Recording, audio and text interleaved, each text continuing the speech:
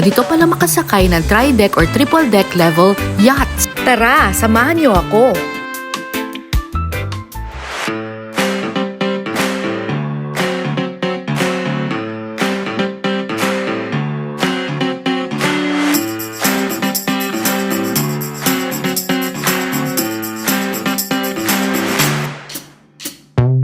Have a chartered yacht with Prime Experiences, a Miami-based company. Para makapunta sa yacht, you have to ride the speedboat, then get off, set sail, and have fun.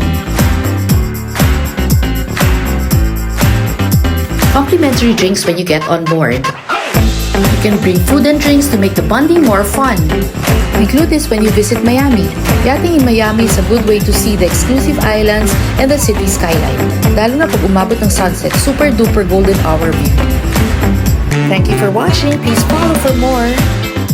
For travel, food, and other vlogs, please like, follow, and subscribe Miss G 1067. Let's spread love and good cheer. Till the next one.